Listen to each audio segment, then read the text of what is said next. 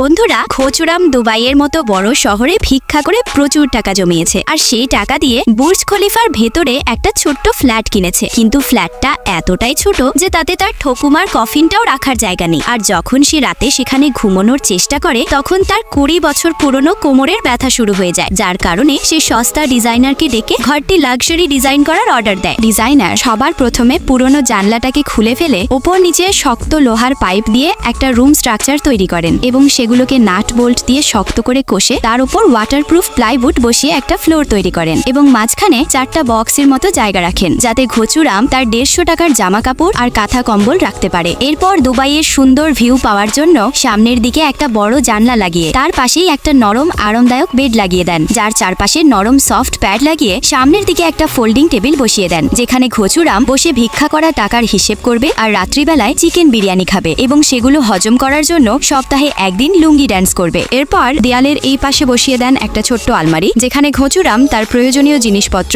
আর রোজকার জামা কাপড় রাখবে। আলমারির নিচে একটা ছোট্ট ড্রয়ারও লাগিয়ে দেন যেখানে খোচু ভাই তার পরে পাওয়া আইফোন চার্জ দেবে। ঠিক তার পাশেই বানিয়ে দেন একটা মিনি কিচেন ক্যাবিনেট যার উপরে থাকবে একটা ওয়াশিং সিঙ্ক আর নিচে ড্রয়ারে থাকবে বাসনপত্র। এরপর দেওয়ালে একটা ওয়াটার সিস্টেম ফিট করে একটা টয়লেট বসিয়ে দেন যেখানে খোচুরাম মাসে একবার পেট সাফ করবে। তারপর পুরো টয়লেটটাকে প্লাইউড দিয়ে ঘিরে তার উপরে রান্নার জন্য একটা ইন্ডাকশন চুলা বসিয়ে দেন। এরপর সবশেষে সামনের দেওয়ালে তেল মশলা রাখার জন্য একটা ছোট্ট ক্যাবিনেট বানিয়ে সস্তা ডিজাইনার রুমটা সুন্দর লুক দেন। কিন্তু লুক দেখার আগে তোমরা যদি তোমাদের প্রিয় বাবা মাকে ভালোবেসে থাকো তাহলে ভিডিওটিতে একটা লাইক দিয়ে চ্যানেলটাকে সাবস্ক্রাইব করে দাও আর রুমটা কেমন হয়েছে তা কমেন্টে জানাও।